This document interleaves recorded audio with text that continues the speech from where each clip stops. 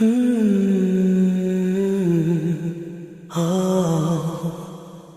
Media Productions.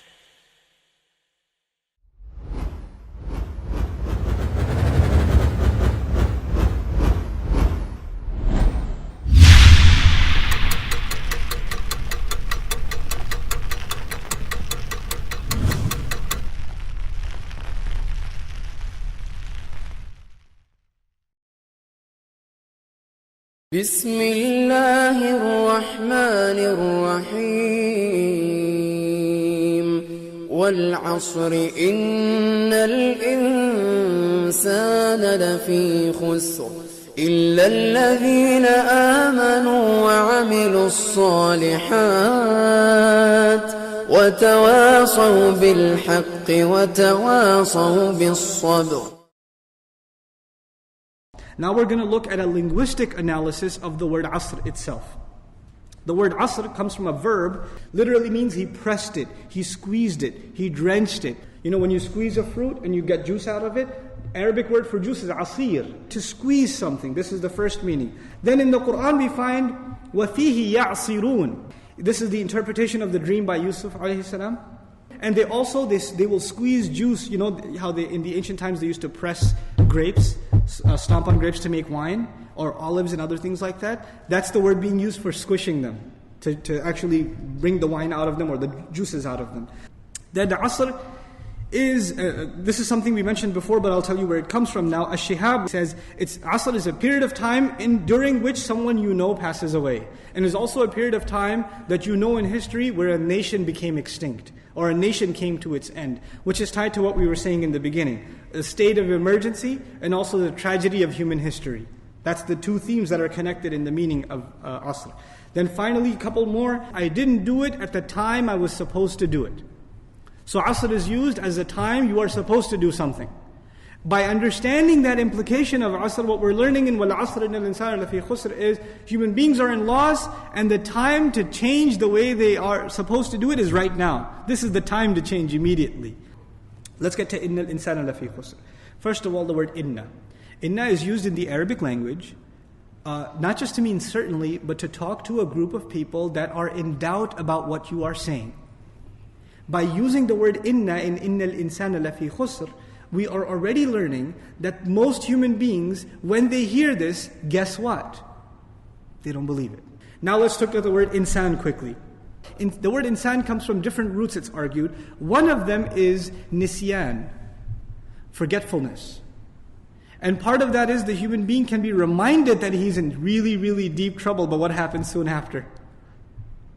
Forgets. So the word insan, as opposed to al-fard, the individual, an-nafs, the person. There are different words that are alternatives. Al-bashar, the people, an-nas. But al-insan here, two benefits of it. One, to allude to our forgetfulness. And two, the word insan is individual, it's called ism lil-jins. The benefit of knowing that is, this word includes two things. It includes all categories, meaning all human beings, and at the same time it's singular. Now we're dealing with the part lafi khusr. Lafi khusr. So this statement, grammatically speaking, is the strongest it could possibly be. First of all, there are two kinds of sentences in Arabic, jumla fi'liya and ismiya. This is ismiya. This is the first thing that makes it stronger. The second is, instead of saying al-insanu fi khusr, it's inna al-insan. This is harf at-tawkid. This is a harf, this is a preposition used only for the purpose of strengthening what you're about to say. So there's a second reason that it's stronger. The third reason that it's stronger is the word al-insan has al on it, which is lil-jins. It's every single human being, adding another degree of emphasis. Then on top of that you have lafi. It's not just fi khusr, it is lafi khusr. This lam, typically you have the word the word fi rather. لَقَدْ خَلَقْنَا الْإِنسَانَ fi ahsani taqweem. There's just fi. But this is lafi. Lam here is very difficult to translate, but it basically has the same function rhetorically as inna. Certainly, certainly. Another tool of empowerment. Then you have, it's not inna al-insana la khasir. The human being is a loser. Lafi khusr. He is in loss. You know, someone being a loser is one thing. And by the way, ism fa'il in Arabic implies something that's happening right now. But by using the preposition, it becomes a constant state. He is immersed in it. He's been in it. He's going to stay in it, kind of thing. It's a scenario that's being depicted. So the word fi here adds to that. So one after another, after another, after another mechanism by which this statement has been emphasized. And above and beyond all of that, Allah began with wal asr, by taking an oath. Now we get to the last ayah, inshallah ta'ala, of this surah. إِلَّا الَّذِينَ آمَنُوا وَعَمِلُوا الصَّالِحَاتِ وَتَوَاصَوْا بِالْحَقِّ وَتَوَاصَوْا بِالصَّبْرِ. The first comment we will make is that when Allah mentioned the loss of the human being, the singular was used. Al-insan. Even though it refers to all human beings, the singular was used. But when it came to the exception, He used the plural. He used the plural. So we have to understand this transition from the singular to the plural. What we learn here is these few people, the only way they will survive is if they stick together. They cannot be apart. They have to remain connected to this ummah. The unity of this ummah and the believers sticking together is embedded in this ayah as part of our survival because of the use of the plural. So the word amal is beautiful here, that Allah Azza wa Jal tied the exception to a collective affair. So that's one of the things about the transition from singular to plural. The other thing we should talk about here is إِلَّا الَّذِينَ آمَنُوا. Allah Azza wa Jal in this ayah didn't mention any qualifications of iman. Basically, the fruit of iman essentially is tranquility at the heart of it. The fruit of iman is tranquility. Remember we said human beings are in loss? What are the losses of the human being? Loss of health, loss of wealth, loss of loved one, right? These are the kinds of losses human beings suffer in this world. But if you have iman, then you know that this world is not permanent. This world is temporary. And what Allah has in the akhirah compared to this world is nothing. Then Allah Azza wa Jal mentions وَعَمِلُوا الصَّالِحَاتِ. First, the word amal in Arabic is similar to another word called fi'l. There's amal and there is fi'l. Amal is a conscious action, while fi'l is it can also be a subconscious action. For example, fi'l is I'm breathing right now. That's not a amal, that is what? It's a fi'l. I'm walking. That can be a fi'l because I'm not necessarily thinking about every step. But when you speak to someone, when you go to work, when you drive your car, right? So here Allah Azza wa Jal is making us, one thing we're realizing is we are answerable for every single act that we did consciously. And then the word after it, amilu as-salihat. The word as-salihat is actually an adjective. It comes from the word salaha, which means to reconcile and to rectify. They do goods, literally, if you want to rough translate it, goods. But good in and of itself in English, that doesn't even sound right. Good is an adjective. But an adjective requires a noun. Good deeds. Well, the good is here in the word salih. Where's the word deeds? It's not there in the Arabic. That word would have been وَعَمِلُوا الْأَعْمَالَ الصَّالِحَاتِ. Now the thing that I want to highlight here are a couple of things. The first thing is the word al-a'mal in Arabic is considered, it's a broken plural. And broken plurals are supposed to have feminine adjectives. So typically you would say al-a'mala as-salihata. You would put a ta marbuta on as-salihah, and that would be done. Righteous deeds. But Allah Azza wa Jal says al-a'mala, and understood, but He says as-salihati. This is the feminine plural form. So what's the difference between saying as-salihata, just putting a ta marbuta as we would expect, and instead of putting the ta marbuta, putting the feminine plural form? Well, the difference is from a balagha point of view, if you put the ta marbuta, then those are many, many, many deeds. But when you put the feminine plural, this is considered a plural of minimum. Meaning Allah is saying righteous deeds that I'm asking you to do are not countless. They're just a few. I'm not asking a lot of you. And the fact that Allah hasn't asked us for much is inside the word as-salihat. Had it been as-salihah, there would have been a lot more. إِلَّا الَّذِينَ آمَنُوا وَعَمِلُوا الصَّالِحَاتِ. And we are left now with the final two items in the final ayah of Surah Al-Asr, at-tawasi bil-haqq and at-tawasi bil-sabr, these two items. First of all, let's understand that from a literary point of view, Allah Azza wa Jal could have said وَتَوَاصَوْا بِالْحَقِّ وَالصَّبْرِ. But Allah Azza wa Jal, and it could have been emphasized a degree above that by having said وَتَوَاصَوْا بِالْحَقِّ وَبِالصَّبْرِ. That would have been a degree above in emphasis. But then a third degree above that is وَتَوَاصَوْا بِالْحَقِّ وَتَوَاصَوْا بِالصَّبْرِ. So this is the most emphatic form of saying this statement. So when we talk about tawasi bil haqq, first of all, the linguistic analysis of tawasi, it is to leave a will or a legacy. That's what the word comes from.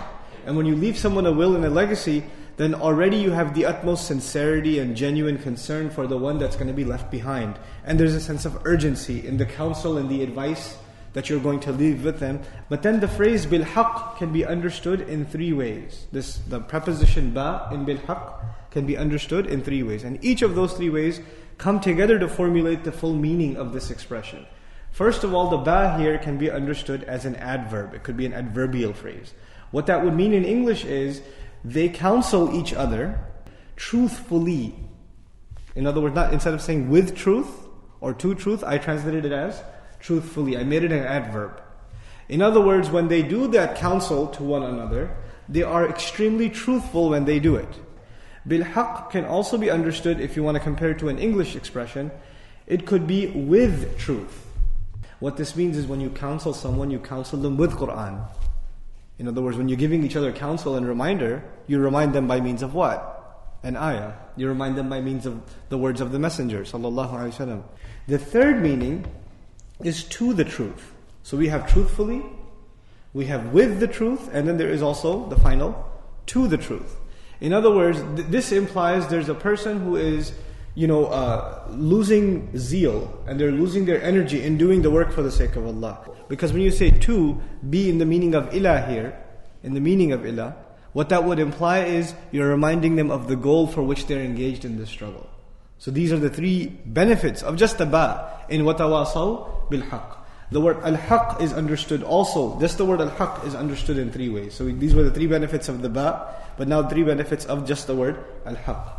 Al-haq is understood linguistically as something you know to be true for sure, for which you don't have to be told. Something that deep inside your conscience, you just know it's true. So this implies when they counsel each other to something that their conscience already agrees with. This is the first meaning of al-haq. The second is that which can be proven true by means of evidence. In other words, you tell them something and they say, I never heard that before. I don't feel that it's true. But sometimes you tell them and they feel that it's true. But sometimes they say, I don't know. I've never heard that before. At that point, what do you have to give them? Evidence. And these things are connected. So what's the ultimate evidence that you provide someone that something is true or false? It is revelation itself. Right? So that's the second benefit. And the third is very important. The Arabic word haqq is used also when you have an obligation. What this means is you counsel each other, reminding people of their responsibilities. So much is embedded in these three word phrase, وَتَوَاصَوْا بِالْحَقِّ, in these three words. When you do this work, it will require and necessitate patience. So Allah Azza wa Jalla concludes the surah by saying, وَتَوَاصَوْا بِالصَّبْرِ. Sabr, the word sabr means several things. And in English, it's kind of unfair to translate it as patience. It certainly includes patience, but it includes perseverance. Perseverance implies when things become difficult, you still hang on. You still keep going, chugging along. This is persevering. It also implies commitment. In other words, you never get lazy, you never slack off. You remain committed, like you're committed to getting to work on time every day. It also implies constancy. In other words, your commitment doesn't fluctuate. It doesn't go up and down. It's the same. If you can have the same level of obedience to Allah, whether times are easy or they are difficult, then you have exercised the quality of as-sabr. That's what sabr is. So now, but Allah doesn't say, وَتَوَاصَوْا بِالْحَقِّ وَصَبَرُوا. This is very important. They encouraged each other and counseled each other to the best of their ability, with sincerity, truthfully, to the truth and to the obligations that they owe. And Allah didn't continue by saying, and they were patient in doing so. He didn't just say they were patient. He went a step further and said, وَتَوَاصَوْا بِالصَّبْرِ, which teaches us something huge. Not only is sabr included now, meaning they were patient, they were perseverant, they remained constant, but they encouraged each other in remaining patient and constant and persevering. You know what that teaches us? You cannot keep your sabr. You need someone to counsel you and give you strength and say, listen, you need to have sabr. We need to feed, sabr feeds off of each other. The final few things I want to share with you in regards to the sequence of these 4 items. The first comment is all of these are mentioned in the past tense. So by mentioning them in the past, it is an illustration that their entire life represents these behaviors until death came to them. These are the people. In other words, you can never just stop. You can never just look. You have to reach the point where you can look back, or people will look back at your entire life and be able to say, all these 4 conditions were met.